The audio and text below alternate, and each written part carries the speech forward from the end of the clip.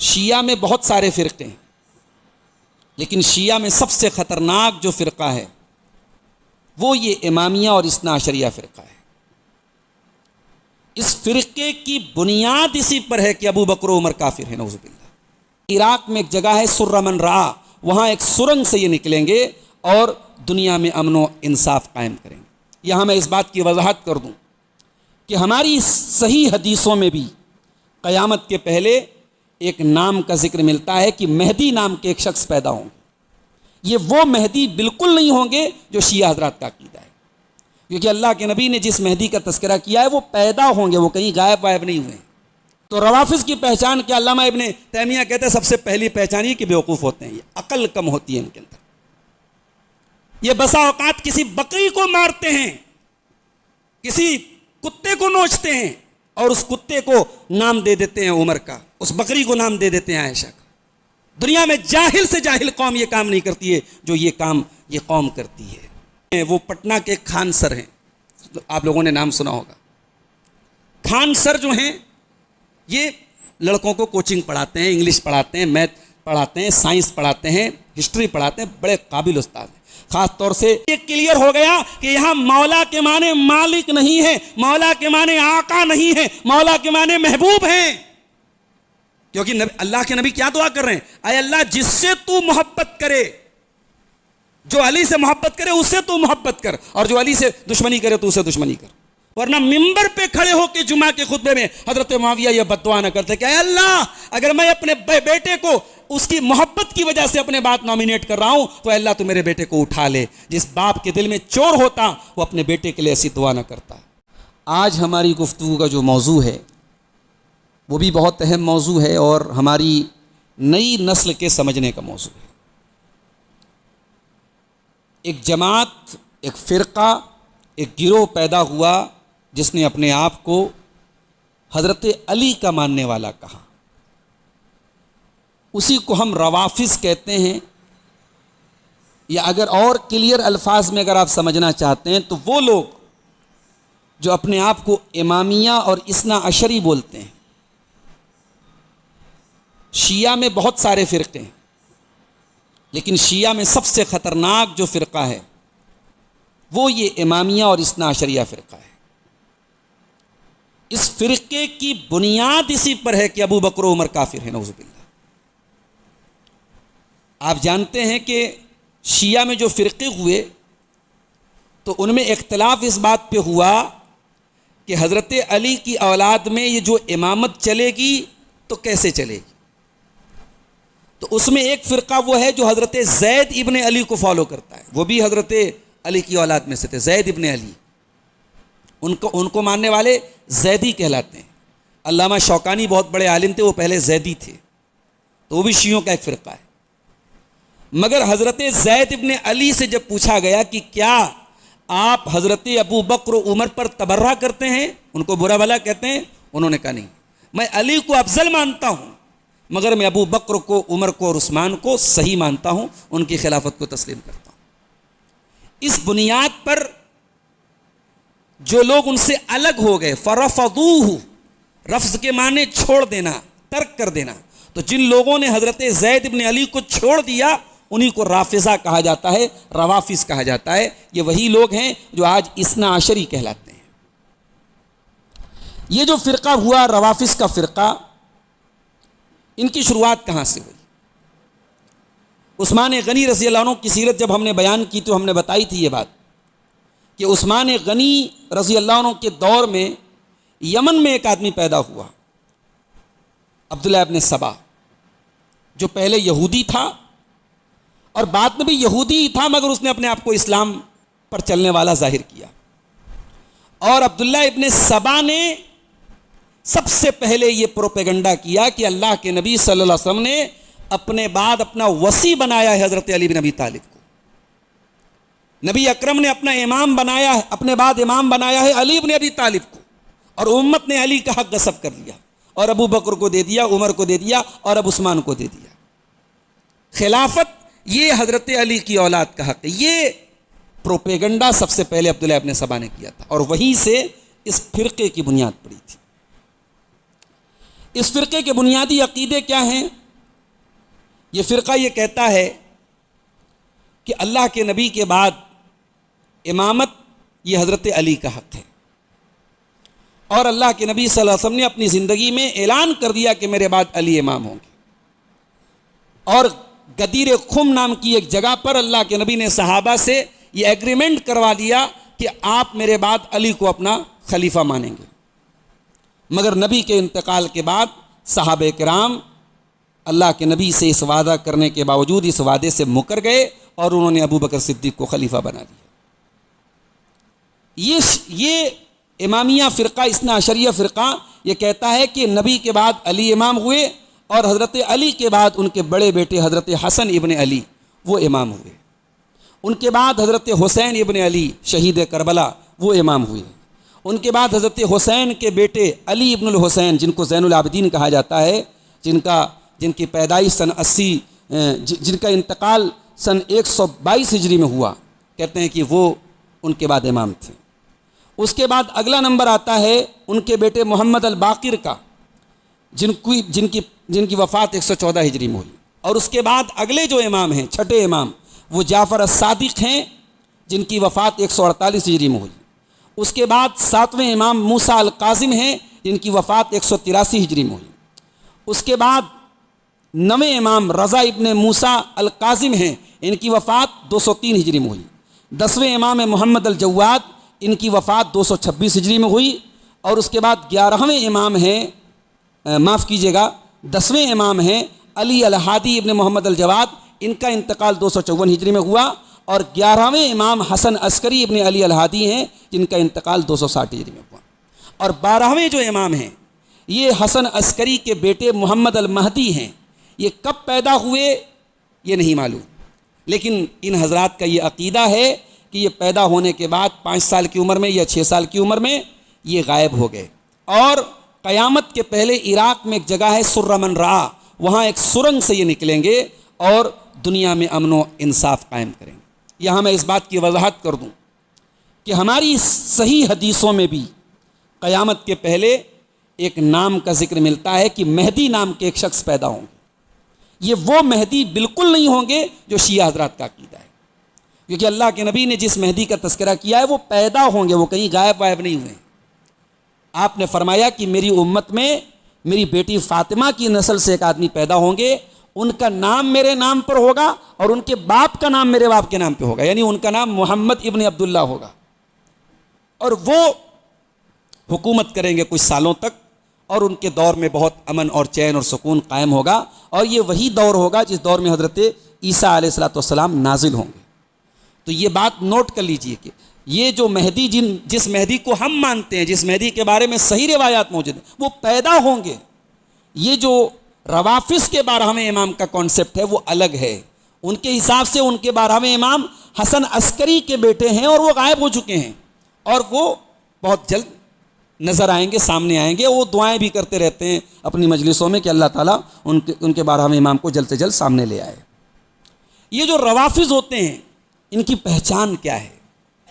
علامہ ابن تیمیہ کی کتاب اگر آپ کو موقع ملے تو اس کا مطالعہ کیجیے، اردو میں بھی آ چکی ہے، منہاج السنہ، بہت پیاری کتاب ہے۔ رافضیت کو اگر سمجھنا، اور اس دور میں سوشل میڈیا کے ذریعے ہمارے بہت سارے نوجوان، ابھی خاص طور سے جو پچھلے دنوں ایران اور اسرائیل کا معاملہ آیا تو بڑے دھڑلے سے ہمارے بعض نوجوان جو ہے وہ ایران کے جو صدر ہیں، جو وہاں کے سربراہ ہیں خامنئی، ان کا اسٹیٹس لگا رہے ہیں صاحب کہ یہ ہمارا ہیرو ہے۔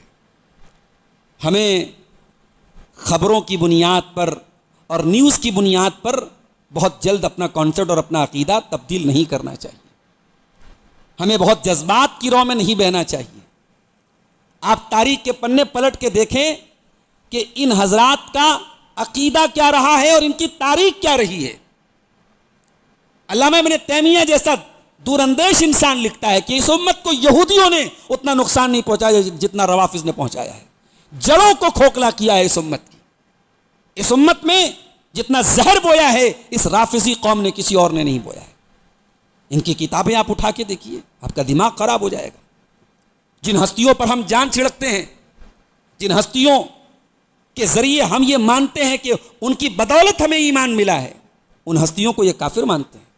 ان کو علی کا دشمن مانتے ہیں, ان کو اہل بیت کا دشمن مانتے ہیں. حضرت عائشہ کے بارے میں ان کی کتابوں میں لکھا ہے کہ وہ اپنے گھر میں غیر مردوں کو بلاتی تھیں, اور صبح صبح وہ غیر مرد جب نکلتے تو جنابت کی حالت میں ہوتے تھے. غیر مردوں کو نبی کے کمرے میں اللہ کے نبی کے کمرے میں حضرت عائشہ سلاتی. یہ ان کی کتابوں میں لکھا ہے. اس لیے میں ان کی ہر بات کا جواب نہیں دے پاؤں گا. میں آج کچھ موٹی موٹی باتیں ان روافظ کے جو بنیادی جو عقیدے میں موجود ہیں, کچھ موٹی موٹی باتیں ہمارے صحابہ کے متعلق ہے, میں ان کا انشاءاللہ رد کروں گا. تو روافظ کی پہچان کیا؟ علامہ ابن تیمیہ کہتے ہیں سب سے پہلی پہچان یہ کہ بیوقوف ہوتے ہیں, یہ عقل کم ہوتی ہے ان کے اندر. یہ بسا اوقات کسی بکری کو مارتے ہیں, کسی کتے کو نوچتے ہیں, اور اس کتے کو نام دے دیتے ہیں عمر کا, اس بکری کو نام دے دیتے ہیں عائشہ کا. دنیا میں جاہل سے جاہل قوم یہ کام نہیں کرتی ہے جو یہ کام یہ قوم کرتی ہے. یہ علامہ ابن تیمیہ اپنے دور کی بات کر. اور آج بھی ہمارے سامنے تصویریں آتی ہیں سوشل میڈیا پر, کبھی باتھ روم کے باہر یہ حضرت عائشہ کا نام لکھتے ہیں, کبھی اپنے پیر کی انگلیوں پر حضرت ابو بکر عثمان کا نام لکھتے ہیں. صحابہ کرام کی توہین کا, ان کی تحقیر کا, ان کی تذلیل کا کوئی موقع نہیں چھوڑتے. علامہ ابن تیمیہ کہتے ہیں کہ بہت بڑے جاہل اور کم عقل یہ لوگ ہوتے ہیں. اور دوسری ان کی پہچان کیا ہے؟ نفاق. بہت بڑے منافق ہوتے ہیں, تقیہ باز ہوتے ہیں. جس کو شریعت میں نفاق کہا گیا اس کو انہوں نے تقیہ کا نام دے. تقیہ کیا ہوتا ہے؟ رہو کچھ شو کچھ کرو اپنے آپ کو. اور یہ ظالم, یہ حضرت علی کے بارے میں بھی کہتے ہیں, وہ بھی تقیہ کرتے تھے. یہ کہتے ہیں کہ حضرت علی نے ابو بکر اور عمر اور عثمان کے دور میں کیوں نہیں مخالفت کی, کیوں نہیں تلوار نکالی؟ کہتے وہ تقیہ کر رہے تھے. وہ علی جو شیر خدا تھے, وہ علی جو اسد اللہ الغالب تھے, وہ علی جو حیدر کرار تھے, وہ علی جنہوں نے مرہب کو جو ہے خیبر میں پچھاڑ دیا, جنہوں نے عرب کے بہت بڑے پہلوان عمرو بن وط کو پٹک دیا. اس علی کے بارے میں کوئی ظالم یہ سوچے کہ وہ علی بزدلی کا مظاہرہ کریں گے, تو نفاق ان کے بنیادی عقیدے میں شامل ہے.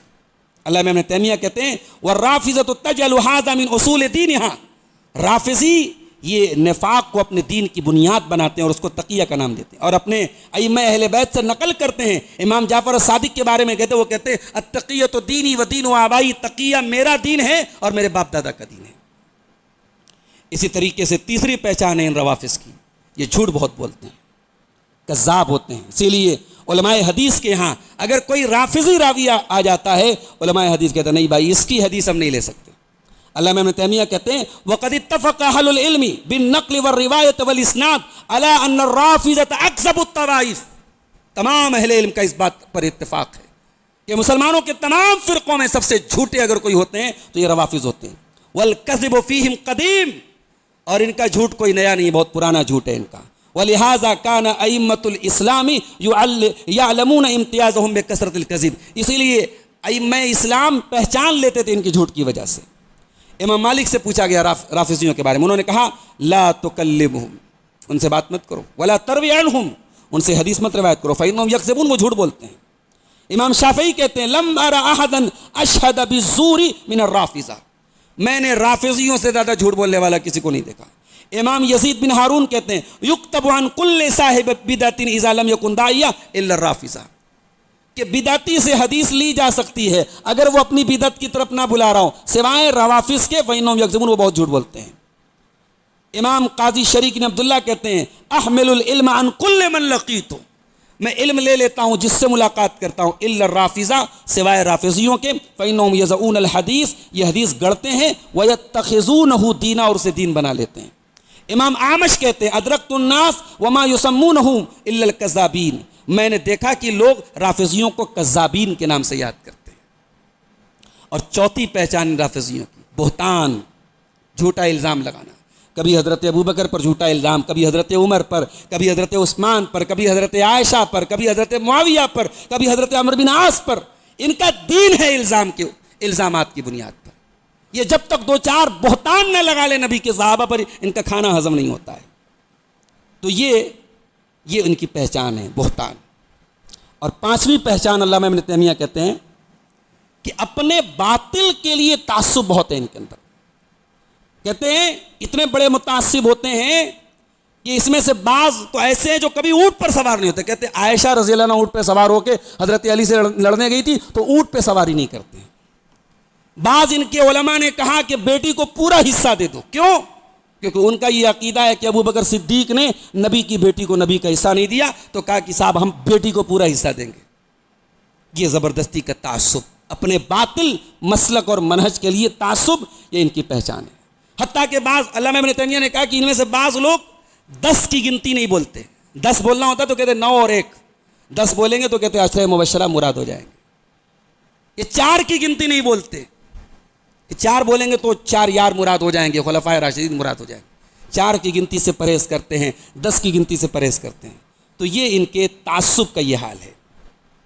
اب آئیے ہم اپنے ٹاپک پر آتے ہیں.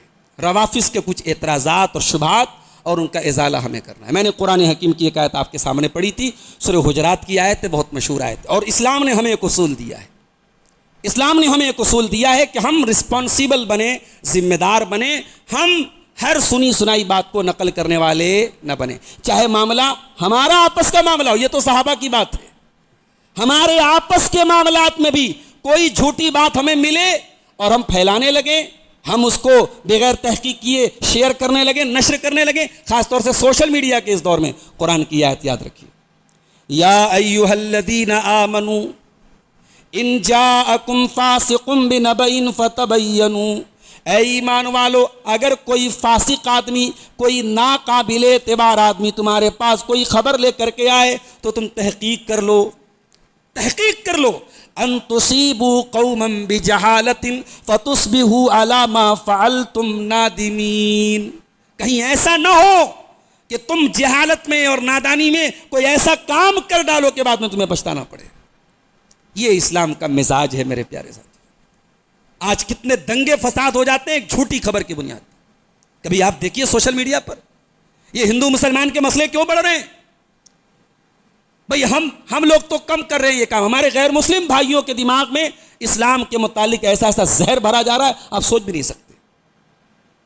ابھی میں وہ پٹنہ کے خان سر ہیں, آپ لوگوں نے نام سنا ہوگا. خان سر جو ہیں یہ لڑکوں کو کوچنگ پڑھاتے ہیں, انگلش پڑھاتے ہیں, میتھ پڑھاتے ہیں, سائنس پڑھاتے ہیں, ہسٹری پڑھاتے ہیں. بڑے قابل استاد ہیں. خاص طور سے جب سے کورونا کا دور آیا اور آن لائن پڑھائی کا دور آیا, خان سر کے بہت سارے اسٹوڈنٹس ہو گئے بہار میں. آج کروڑوں ان کے جو ہے آن لائن اسٹوڈنٹس ہیں بہار میں. تو خان سر نے شادی کی. اب وہ صاحب انہوں نے جو شادی کی تو ان کی دلہن کا جو فوٹو آیا سوشل میڈیا پہ تو دلہن گھونگھٹ میں تھی. تو خان سر جو ہے وہ ہیں تو مسلمان مگر بہت سیکولر مائنڈڈ اپنے آپ کو شو کرتے ہیں. اور انہوں نے اپنے کئی لیکچر میں اپنے اسٹوڈنٹ سے کہا کہ پردہ وردہ بیکار کی چیز ہے, عورتوں کو جو ہے پیچھے کرنے کی ایک چال ہے. تو اس پر میں غیر مسلموں کا کمنٹ پڑھ رہا تھا. غیر مسلم کہہ رہے تھے بھائی دنیا کو گیان دے رہے تھے, اپنی شادی آئی تو اپنی بیوی کو پردے میں رکھا ہے. اس کا مطلب کہ یہ بنتے تو سیکولر ہیں, اندر سے تقیہ کر رہے ہیں. غیر مسلم لکھ رہا ہے تقیہ کر رہے ہیں. تقیہ کر رہے ہیں یعنی کٹر مسلمان ہیں, اندر سے کٹر مسلمان ہیں, اوپر سے اپنے آپ کو سیکولر شو کر رہے ہیں. یہ زہر بھرا جا رہا ہے. یعنی بہت سارے ایسے مسلمان ہیں جو بظاہر مسلمان ہیں, اسلام سے ان کا کوئی بہت خاص تعلق نہیں ہے, وہ رات دن صفائی پیش کرتے بھائی ہم کٹر مسلمان نہیں ہیں. ان کو بھی ہمارا غیر مسلم بھائی بخشنے کو تیار نہیں ہے, چاہے وہ بالی ووڈ کے ہیرو ہیروئن ہوں, چاہے وہ اس طریقے سے اپنے آپ کو سیکولر شو کرنے والے. یہ سب کیوں ہو رہا ہے؟ سوشل میڈیا کے ذریعے زہر بھرا جا رہا ہے مسلمانوں کے خلاف, اسلام کے خلاف. تو قرآن کی آیت میرے بھائیوں اس کو ایک اصول کے طور پر, ایک سلوگن کے طور پہ یاد کر لیجئے.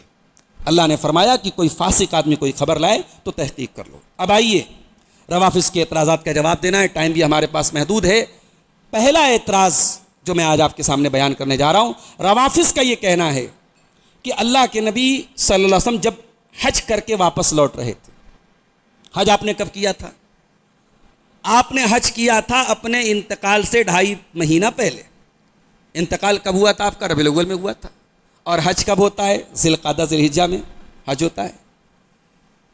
تو اللہ کے رسول نے حج کے سفر سے واپسی کے دوران مکہ اور مدینہ کے بیچ میں ایک جگہ جو مدینہ سے تقریباً 150 کلومیٹر دور تھی, مکہ سے مدینہ لگ بھگ 500 کلومیٹر ہے, یعنی یہ جگہ مکہ سے دور تھی, مدینہ سے قریب تھی. آپ مدینہ پہنچنے والے تھے, نیئر اباؤٹ آپ مدینہ تھے.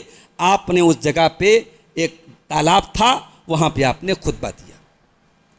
اب یہ روافظ کا کہنا ہے کہ اس خطبے میں اللہ کے نبی نے علی کا ہاتھ پکڑا اور اعلان کیا کہ صاحب من کنت مولا ہو فعلی مولا، جس کا میں مولا ہوں علی اس کے مولا ہے۔ اور اس کا مطلب یہ حضرات یہ بیان کرتے ہیں کہ اس کا مطلب یہ ہوا کہ اللہ کے نبی یہ کہہ رہے ہیں کہ بھئی تمہارا سردار میں ہوں، تمہارا آقا میں ہوں، اب میرے بعد تمہارے آقا اور امام علی ہوں گے۔ علی کی ولایت کا اعلان آپ نے کیا۔ اور 2.5 مہینے کے بعد جب اللہ کے نبی کا انتقال ہوا اور آپ کے انتقال کے بعد ابو بکر صدیق کو مسلمانوں نے اپنا خلیفہ چن لیا، یہ مسلمانوں نے نبی کے اس حکم کی نافرمانی کی، نبی کے ساتھ غداری کی، نبی کے ساتھ بے وفائی کی۔ یہ ان حضرات کا عقیدہ ہے۔ ہوا کیا تھا غدیر خم میں؟ آئیے پہلے ہم وہ روایت دیکھتے ہیں۔ یہ تو آپ نے دیکھ لیا کہ غدیر خم ایک جگہ کا نام ہے، ایک تالاب، غدیر مانے عربی میں تالاب ہوتا ہے، خم اس جگہ کا نام تھا۔ یہ جگہ کہاں تھی؟ مدینہ سے 150 کلومیٹر دور پر تھی۔ معاملہ کیا ہوا تھا کہ اللہ کے نبی نے حضرت خالد بن ولید کو بھیجا تھا یمن، ایک لڑائی میں، ایک جنگ میں بھیجا تھا۔ وہاں خالد بن ولید کو اللہ تعالیٰ نے کامیابی دے دی۔ خالد بن ولید وہ صحابی ہیں، اسلام کے پہلے جتنی جنگ لڑی سب میں کامیاب ہوئے، اسلام کے بعد جتنی جنگ لڑی سب میں کامیاب ہوئے۔ یہ تھے خالد بن ولید۔ کبھی موقع ملے تو خالد بن ولید کی زندگی کے بارے میں پڑھیے میرے بھائیو۔ یہ کرکٹروں کو اپنا ہیرو بنانا چھوڑ دیجئے۔ یہ جو ہے فلمی دنیا کے ہیرو ہیروئن جن کے ایمان کا آتا پتہ نہیں، جن کے اخلاق کا آتا پتہ نہیں، ننگے دھڑنگے بےہودہ بے حیا لوگوں کو اپنا ہیرو بنانا چھوڑ دیجئے۔ ہمارے ہیرو تو یہ ہے نبی کے صحابہ ہیں۔ دنیا کوئی مائی کا لال ایسا لائے، کوئی کمانڈر ان چیف ایسا لائے، خالد بن ولید رضی اللہ تعالیٰ جس جنگ میں گئے جیت کر کے واپس آئے، اسلام کے پہلے بھی اسلام کے بعد۔ اور آپ کو حیرت ہوگی 2 لاکھ کی فوج کے مقابلے میں حضرت خالد بن ولید رضی اللہ تعالیٰ نے 3000 کی فوج کو بچا کے لے گئے۔ 2 لاکھ کی فوج 3000 کو تو چٹنی بنا کے پیس دے، مگر یہ ٹیکٹک تھی ان کی، یہ ترکیب تھی ان کے دماغ تھا۔ آپ پڑھیے ان کی زندگی کے بارے میں میرے ساتھ۔ تو خالد بن ولید کو اللہ کے نبی نے یمن بھیجا، وہاں انہوں نے جنگ جیت لی، مال غنیمت حاصل ہوا۔ حضرت خالد بن ولید نے اللہ کے نبی کے بعد پیغام بھیجا کہ آپ کسی ایسے انسان کو بھیجیے جو اس مال غنیمت کا صحیح بٹوارا کرے۔ اللہ کے نبی نے حضرت علی کو بھیجا۔ حضرت علی نے بٹوارا کیا۔ بٹوارا جب کیا تو اس میں ایک اصول ہوتا ہے شریعت میں کہ جو مال غنیمت حاصل ہوتا ہے تو مال غنیمت کا 20% حصہ اللہ کے رسول اور آپ کے رشتہ داروں کو جاتا ہے، اس کو خمس بولتے ہیں۔ حضرت علی نے اس خمس میں سے کچھ لے لیا، کیونکہ حضرت علی بھی اللہ کے رسول کے اہل بیت میں سے داماد بھی تھے، چچا زاد بھائی بھی تھے، اور اللہ کے نبی کے گھر میں رہتے تھے۔ تو اس پر کچھ صحابہ کو اعتراض ہوا۔ جیسے ایک صحابی تھے جن کا نام بریدہ ابن حسین تھا، ان کو بڑا اعتراض ہوا۔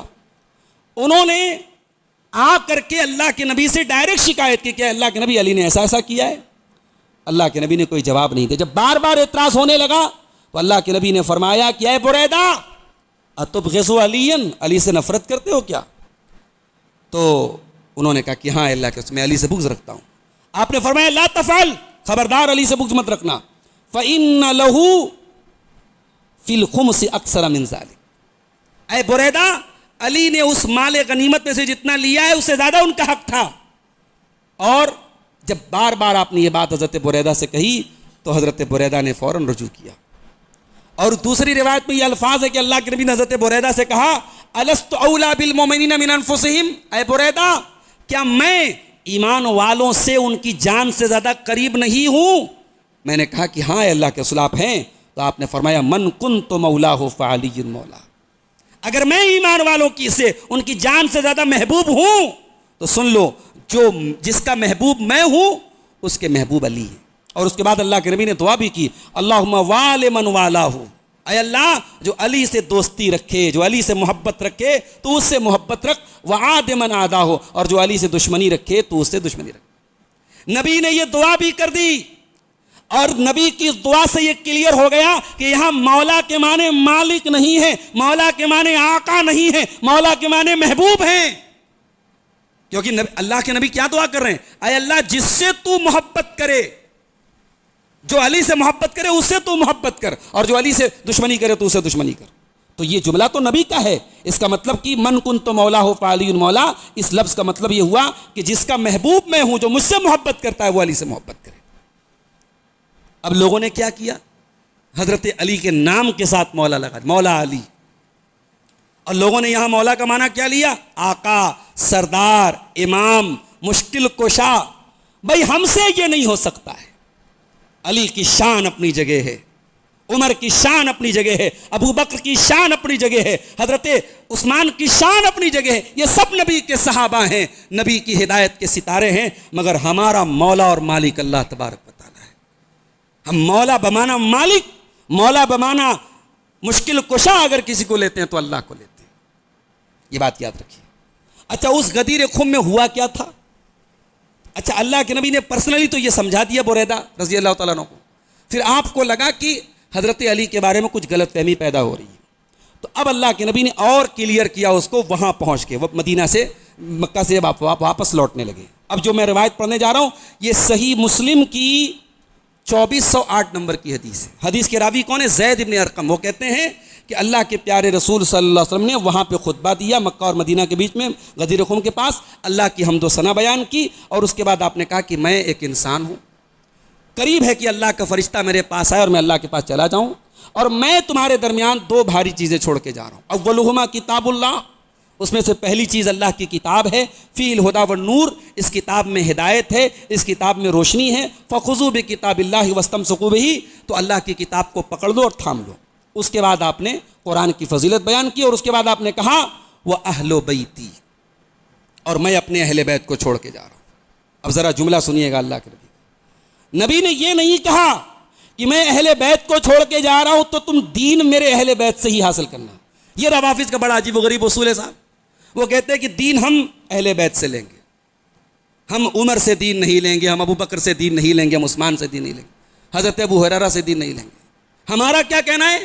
بھائی ہم علی سے بھی دین لیں گے، ہم حضرت حسن و حسین نے دعائے قنوت سکھائی، ہم وہی دعائے قنوت پڑھتے ہیں وتر کی نماز میں، حضرت علی سے ہزاروں حدیثیں ملتی ہیں، ہم اس کو مانتے ہیں، مگر یہ شرط لگانا کہ نبی کے گھر والے جو بیان کریں، یہ شرط کون سی ہوگی؟ بھائی نبی کا دین خالی گھر والوں کے لیے تھا؟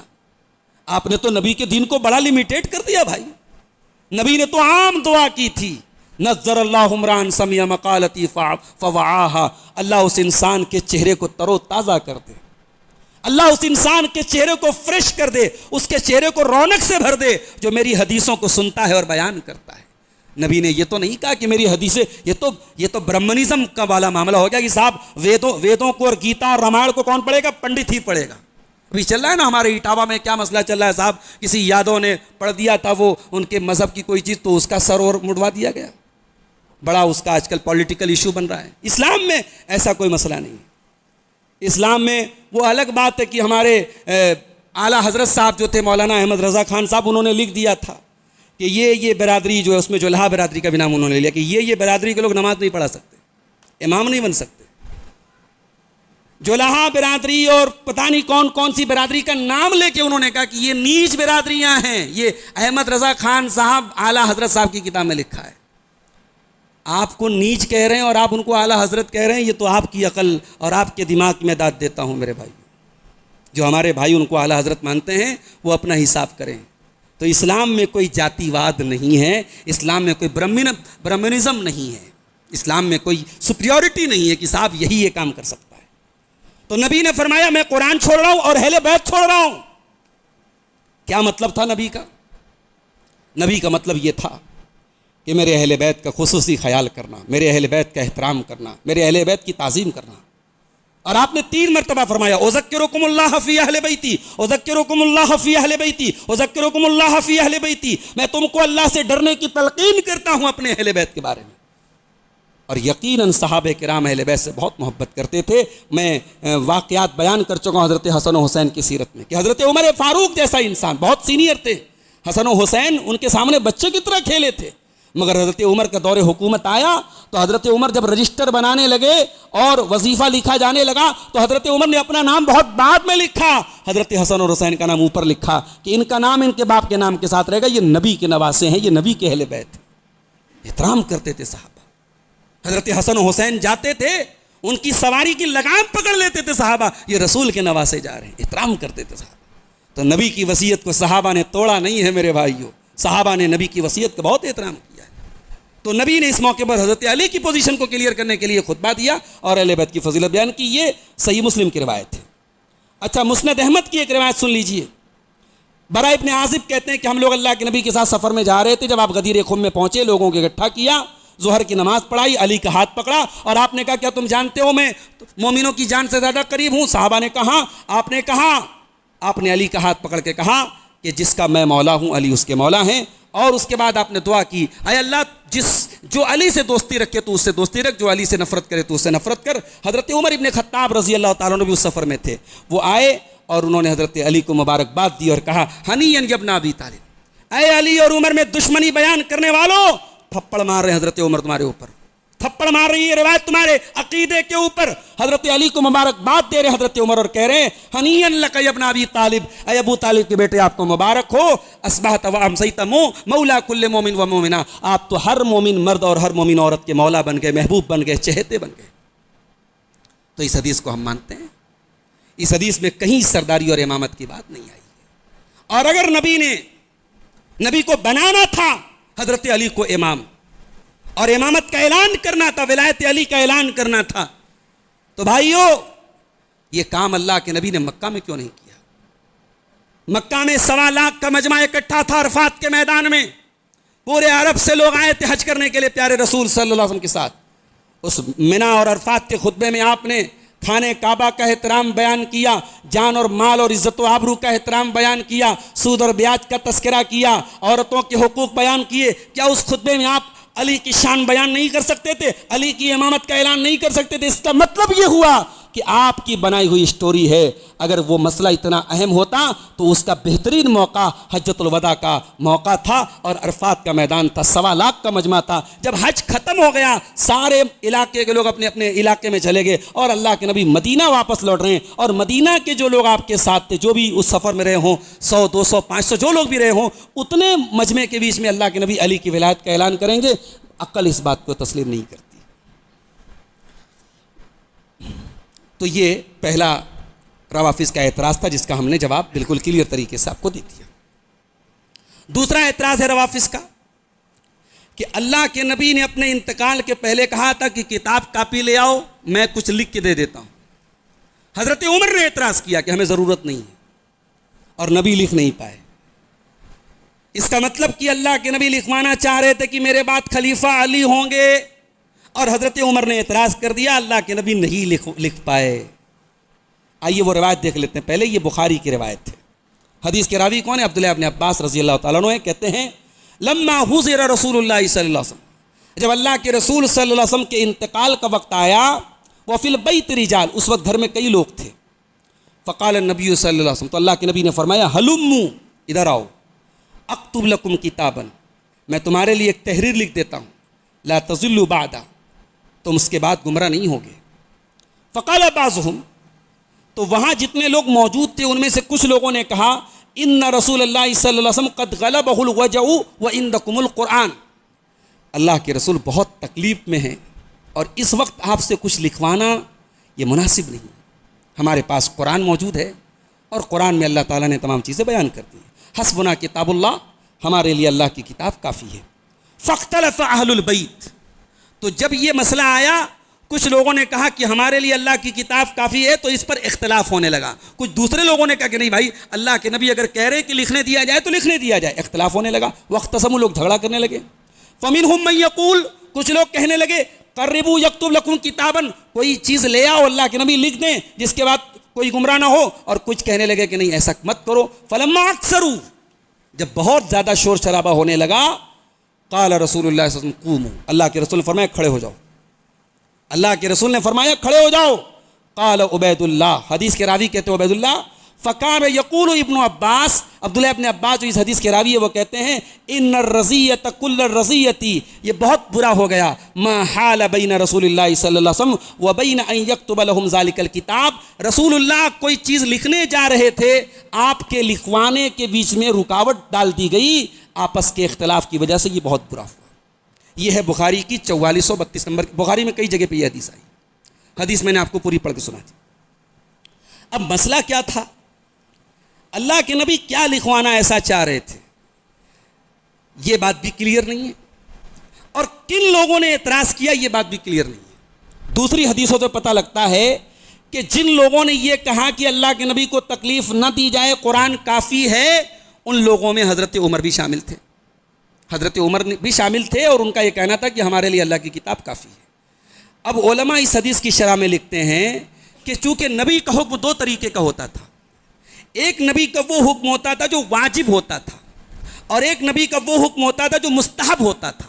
تو حضرت عمر نے اور دیگر جو لوگ وہاں پہ موجود تھے ان کو یہ لگا کہ اللہ کے نبی جو لکھنے کا حکم دینا چاہ رہے ہیں، لکھنے کی بات کر رہے ہیں، یہ ایک مستحب درجے کی چیز ہے، کوئی واجبی چیز نہیں ہے.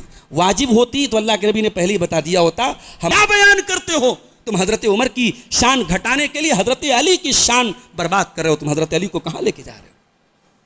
یہ تمام جھوٹی روایتیں. اور شیعہ کے بڑے بڑے امام نے لکھا یہ جو روایت ہے دروازہ گرانے کی، سب سے بڑی عقل کہتی ہے کہ بالکل بے بنیاد بات، عقل تسلیم نہیں کرتی. اس زمانے میں بہت برائیاں دور جاہلیت میں بھی ہوتی تھی، مگر اس طریقے سے لوگ کسی کے گھر میں جا کے کسی کی عورت کے ساتھ زیادتی کریں، یہ اسلام کے پہلے بھی نہیں ہوتا تھا. چے جائے کہ اسلام لانے کے بعد اور محمد رسول اللہ کے انتقال کے بعد اور آپ کی محبوب اور لاڈلی بیٹی کے ساتھ ایسا ظلم کیا جائے اور پوری امت خاموش رہ جائے، قطعاً یہ امپاسبل ہے، یہ اسمبھو ہے، یہ ناممکن ہے. اور شیعہ کے جو ائمہ ہیں اس میں سے ایک عالم کی میں تحریر آپ کو سنا دیتا ہوں. کہتے ہیں کہ حضرت زہرا کو جو مارنے کا معاملہ ہے کہ ان کے گال پہ مارا گیا، اس کو میری عقل قبول نہیں کرتی، میرے جذبات اس کو قبول نہیں کرتے. لوگ اس کو بیان کرتے ہیں سجا کر کے اور رو دھو کر کے، مگر یہ عرب کے ماحول میں بھی یہ چیز، دور جاہلیت میں بھی یہ چیز بری مانی جاتی تھی. اور اسی طریقے سے ابن ابی الحدید، یہ بھی شیعوں کے بہت بڑے عالم ہیں، یہ کہتے ہیں کہ جو بہت بری چیزیں جن کو شیعہ بیان کرتے ہیں اس میں سے یہ بھی ہے کہ قنفذ، حضرت عمر کو یہ لوگ نام نہیں لیتے تھے، قنفذ بولتے تھے. بولے قنفذ کو بھیجا گیا حضرت فاطمہ علیہ السلام کے گھر میں، اور انہوں نے کوڑے سے حضرت فاطمہ کو مارا اور ان کے بازو میں نشان پڑ گیا، اور اسی چوٹ کی وجہ سے وہ انتقال کر گئیں اور دروازے کو گرا دیا. حضرت فاطمہ رونے لگیں، ابا جان اور اے اللہ کے رسول کہنے لگیں، اور پیٹ کا بچہ مرا ہوا پیدا ہو گیا. پھر حضرت علی کی گردن میں رسی ڈال کر کے ان کو گھسیٹ کے لے کے جایا گیا. پیچھے فاطمہ چلا رہی تھیں، ہائے ہائے کر رہی تھیں. دونوں بیٹے حسن و حسین رو رہے تھے، اور علی جب آئے تو ان سے لوگوں نے بیعت کا مطالبہ کیا، انہوں نے انکار کیا، قتل کی دھمکی دی گئی. حضرت علی نے کہا کہ کیا تم اللہ کے بندے کو قتل کرو گے، رسول اللہ کے بھائی کو قتل کرو گے؟ تو انہوں نے کہا کہ اللہ کا بندہ تو مانتے ہیں، رسول کا بھائی نہیں مانتے ہیں. تو اس طریقے سے یہ تمام روایت فَقُلْهُ لَا أَصْلَ لَهُ عِنْدَ أَصْحَابِنَا، یہ شیعوں کا بہت بڑا عالم لکھتا ہے ابن ابی الحدید کہ ہمارے اصحاب کے نزدیک کسی کوئی اصل نہیں ہے اور یہ ثابت نہیں ہے، اور نہ ہمارے محدثین نے اس کو بیان کیا ہے. یہ اس کو نقل کرنے میں کچھ لوگ منفرد ہیں.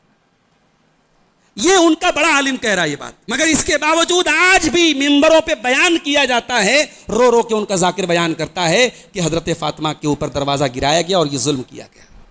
استغفر اللہ. تو اس کا مجھے نہیں لگتا کہ اس کا کوئی جواب دینے کی ضرورت ہے. اس کا جواب یہی ہے کہ حضرت عمر فاروق کی دور حکومت میں حضرت علی رضی اللہ تعالیٰ عنہ ان کے ساتھ ساتھ سپورٹ کرتے رہے، ان کو مشورے دیتے رہے. حضرت عمر کہیں جاتے تھے اپنا جانشین بنا دیتے تھے حضرت علی کو، اور حضرت علی نے داماد بھی بنایا حضرت عمر کو. کوئی اگر اس طریقے کے واقعات ہوئے ہوتے تو یہ بالکل یہ سب ہوتا ہی نہیں، یہ سب امپاسبل تھا، ناممکن تھا. اس کے بعد اگلا جو اعتراض ہے وہ حضرت عائشہ پر ہے کہ حضرت عائشہ حضرت علی سے بہت بغض رکھتی تھی.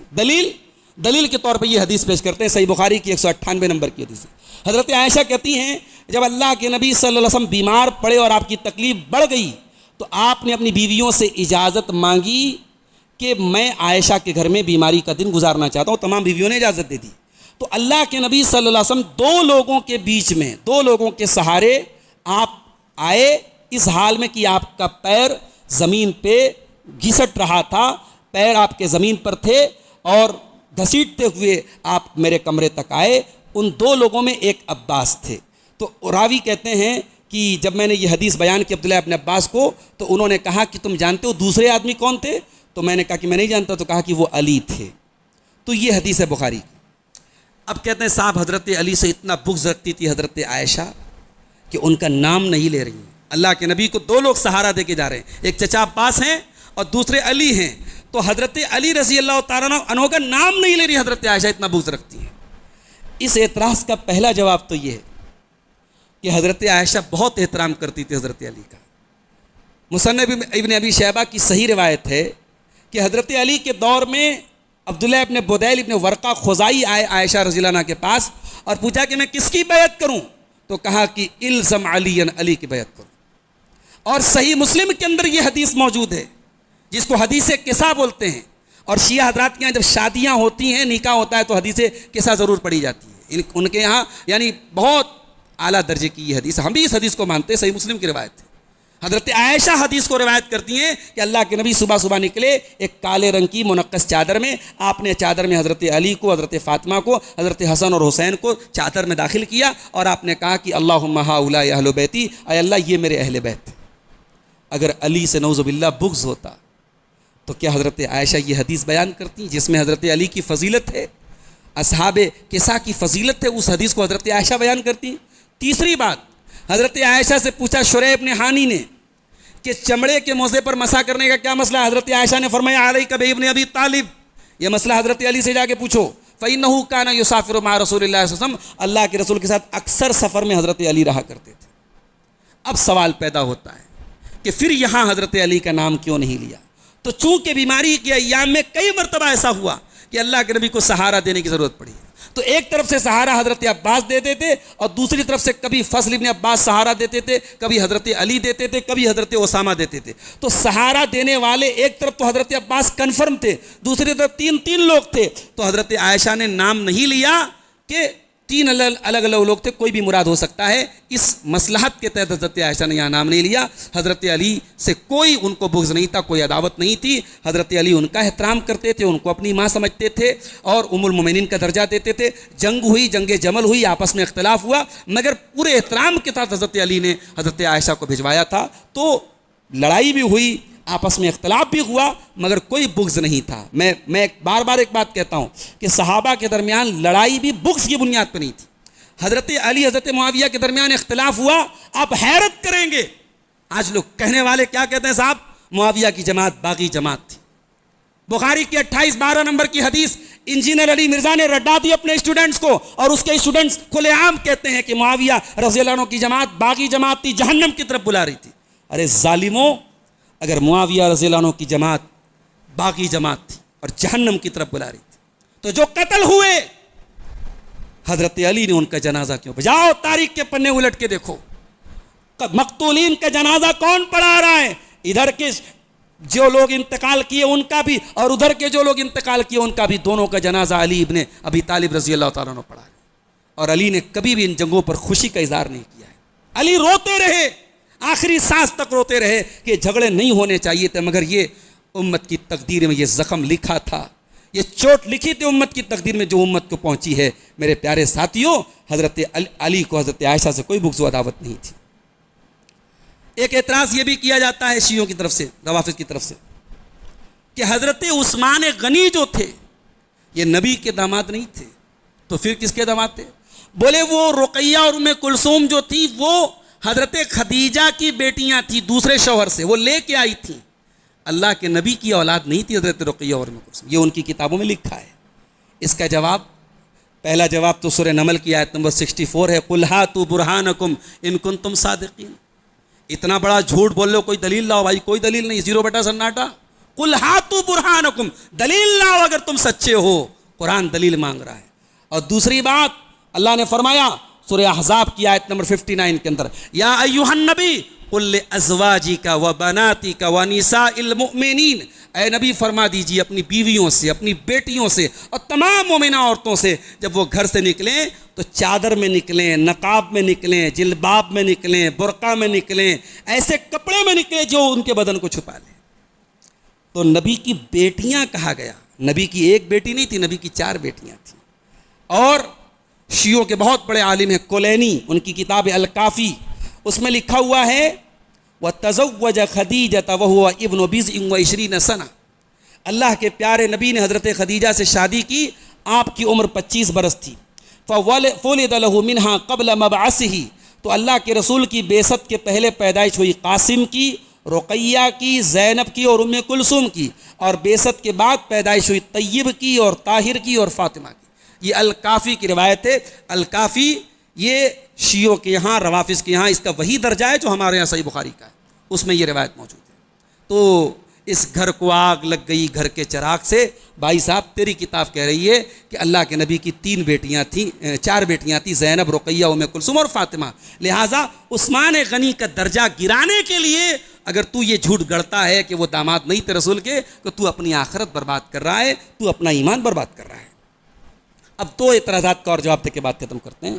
ایک اعتراض حضرت معاویہ پر کیا جاتا ہے کہ صاحب حضرت معاویہ نے یزید کی بیعت کرنے کے لیے رشوت دی تھی۔ آئیے وہ روایت دیکھ لیتے ہیں۔ یہ روایت تاریخ دمشق کے اندر موجود ہے۔ روایت کے الفاظ یہ ہیں کہ حضرت معاویہ نے حضرت مغیرہ ابن شعبہ سے کہا کہ تم ایک ڈیلیگیٹ لے کے آؤ، ایک وفد لے کے آؤ، اور تم آ کر کے مجھ سے کہو کہ ہم یزید کی بیعت کرنا چاہتے ہیں۔ اور حضرت معاویہ نے کہا کہ اپنے اس وفد کا امیر بنا دو اپنے بیٹے عروہ کو۔ تو یہ لوگ حضرت معاویہ کے پاس آئے اور کھڑے ہو کر کے خطبہ دینے لگے۔ تو ان لوگوں نے کہا کہ اے امیر المومنین، آپ بہت بوڑھے ہو گئے ہیں اور ہمیں ڈر ہے کہ آپ کے بعد بہت جھگڑا ہو جائے گا، تو آپ ہمارے بات کوئی نشان بنا دیجیے، کوئی کسی کو متعین کر دیجیے۔ تو حضرت معاویہ نے کہا کہ تم لوگ رائے دو، مشورہ دو۔ تو ان لوگوں نے کہا کہ ہماری رائے یہ ہے کہ آپ یزید کو امیر المومنین بنا دیں۔ تو حضرت معاویہ نے کہا کیا تم لوگ اس پر راضی ہو؟ ان لوگوں نے کہا کہ ہاں ہم راضی ہیں۔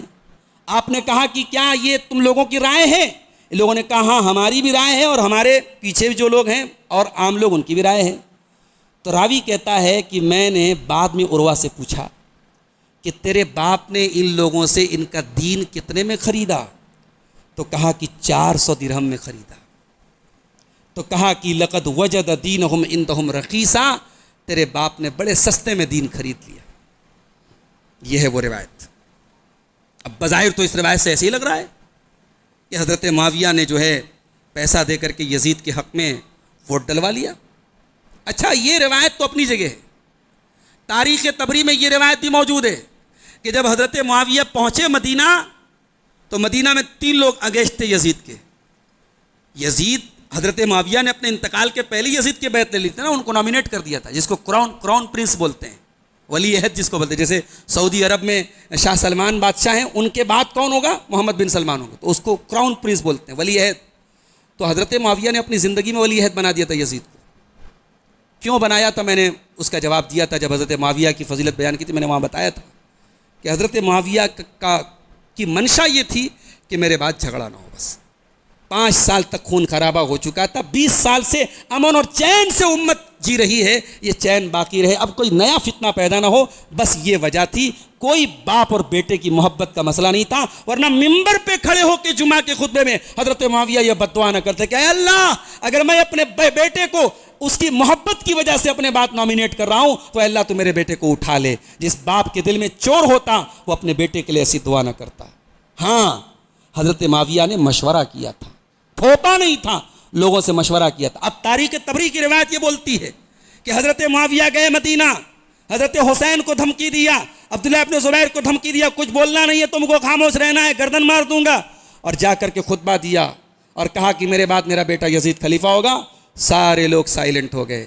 اب یہ روایت طبری کی اگر مان لی جائے تو اگر یہ روایت، اس روایت سے اگر حضرت معاویہ پر انگلی اٹھتی ہے کہ انہوں نے طاقت اور دھمکی کے ذریعے اپنی بات منوائی، تو انگلی تو حضرت حسین پر بھی اٹھتی ہے، حضرت عبداللہ ابن زبیر پر بھی اٹھتی ہے۔ یہ بڑے بڑے صحابہ، یہ صحابہ کی اولاد، یہ بہادر لوگ حضرت معاویہ کی دھمکی پر انہوں نے سر جھکا دیا۔ وہی حضرت حسین جنہوں نے کربلا میں اپنی جان دے دی اور جھکنا گوارا نہ کیا، ذلت اور رسوائی گوارا نہ کی، حضرت حسین کی وہ عزت اور خودداری کہاں چلی گئی کہ حضرت معاویہ دھمکی دے دیں اور وہ چپ چاپ سن لیں؟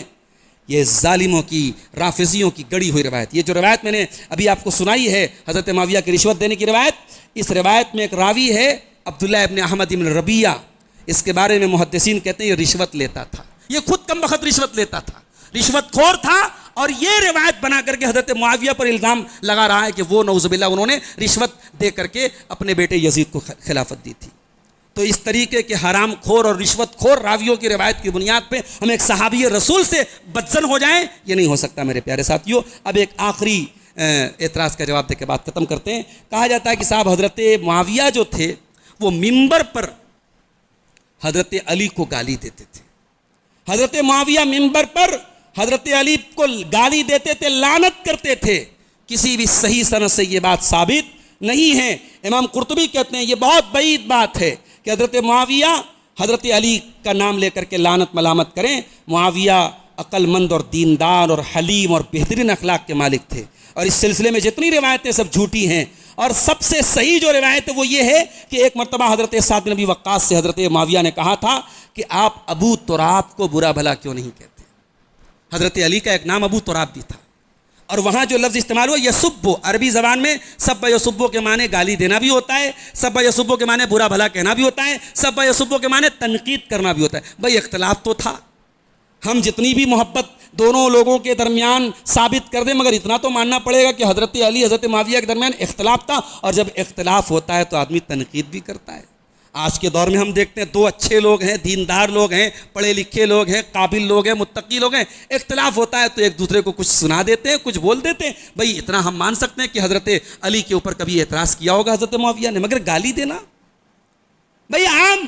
آج اگر کسی سے ہمارا کوئی اختلاف ہو جائے تو کیا آج کے اس گئے گزرے دور میں ممبر کو ہم اس مقصد کے لیے تو استعمال نہیں کرتے کہ ممبر پہ ہم چڑھ کر کے کسی کو جو ہے ہم نام لے کے گالی دیں. یہ حضرت معاویہ جیسے دور اندیش اور حلیم اور تحمل مزاج اور پیشنس اور برداشت رکھنے والے انسان کے بارے میں یہ ناقابل تصور بات ہے میرے پیارے ساتھیوں. ہاں اس کے مقابلے میں حضرت معاویہ سے یہ بات ثابت ہے کہ وہ علی کا بہت احترام کرتے تھے. ابو مسلم الخولانی ایک مرتبہ حضرت معاویہ کے پاس آئے, کہا کہ انت تنازع علیًا ام انت مثلہ, آپ علی سے جھگڑا کرتے ہیں, کیا آپ علی کے جیسے؟ قال لا واللہ, کہا کہ اللہ کی قسم میں علی کے جیسا نہیں. انی لعلم انہ افضل منی, میں جانتا ہوں علی مجھ سے افضل ہیں, واحق بالامر منی, اور علی مجھ سے زیادہ حقدار ہے خلافت کے.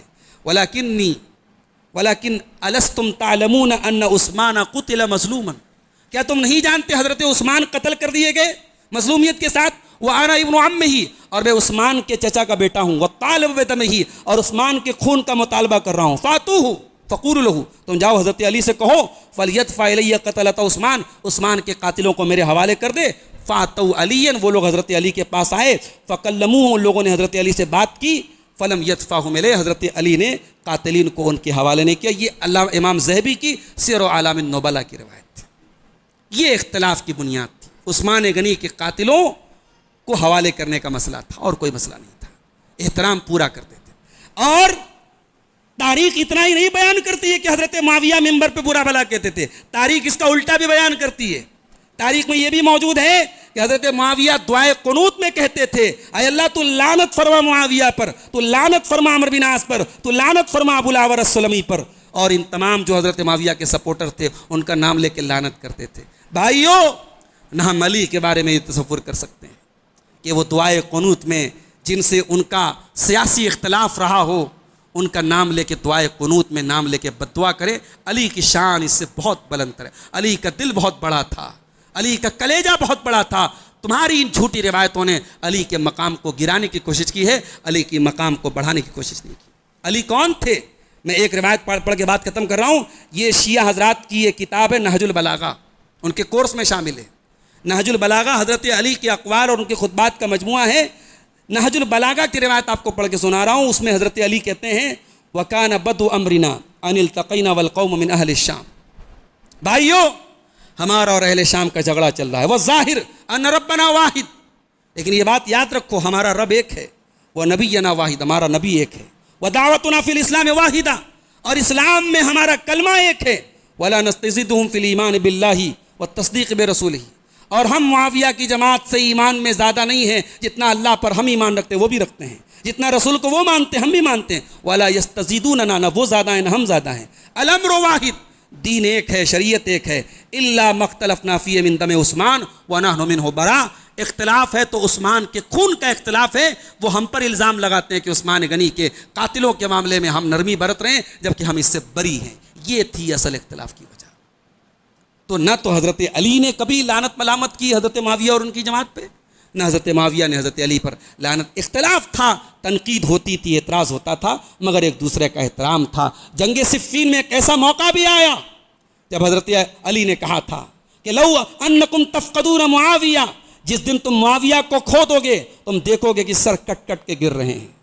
اور امت نے دیکھا جب تک معاویہ رضی اللہ عنہ زندہ تھے بہت سارے جھگڑے رکے ہوئے تھے, بہت سارے فتنے رکے ہوئے. ایک کربلا کا واقعہ حضرت معاویہ کے انتقال کے بعد ہے, یہ مکے پر حملے کا واقعہ حضرت معاویہ کے انتقال کے بعد, یہ مدینے میں بغاوت کا معاملہ حضرت معاویہ کے انتقال سن 60 ہجری کے بعد سارا معاملہ آیا ہے. حضرت معاویہ کی شخصیت ایک برکت والی ایک مبارک شخصیت تھی, ان کی ذات سے امت کو سکون راحت اور چین ملا تھا میرے پیارے ساتھی. تو یہ روافظ کے چند اعتراضات تھے. بہت یہ موضوع بہت وسیع ہے, میں تقریباً 1.25 گھنٹہ کے قریب آپ کے سامنے بول چکا ہوں, لیکن بہت سارے اعتراضات اور بھی ہیں جن کا جواب دینے کی ضرورت ہے. کبھی انشاءاللہ موقع ملا تو اس کو اور منظم طریقے سے اور تفصیل سے اس موضوع کو آپ کے سامنے پیش کیا جائے گا. ہم اللہ سے دعا کرتے ہیں رب العالمین جس طریقے سے تو نے ہمیں توفیق دی ہے کہ آج ان ٹوٹے پھوٹے جملوں کے ذریعے تیرے نبی کے صحابہ کا ہم نے دفاع کیا ہے, پروردگار تو قیامت کی اپنے رسول کے ساتھ, رسول کے صحابہ کے ساتھ اور رسول کے اہل بیت کے ساتھ ہمارا حشر فرمانا. ہمارے گناہوں کو اس نیکی کے بدلے, اس چھوٹی سی نیکی کے بدلے تو معاف فرما دینا.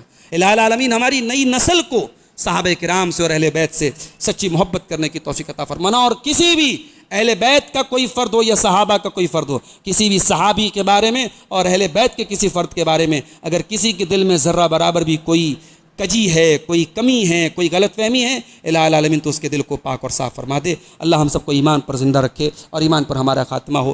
آمین. وآخر دعوانا الحمدللہ رب العالمین. والسلام علیکم ورحمۃ اللہ وبرکاتہ.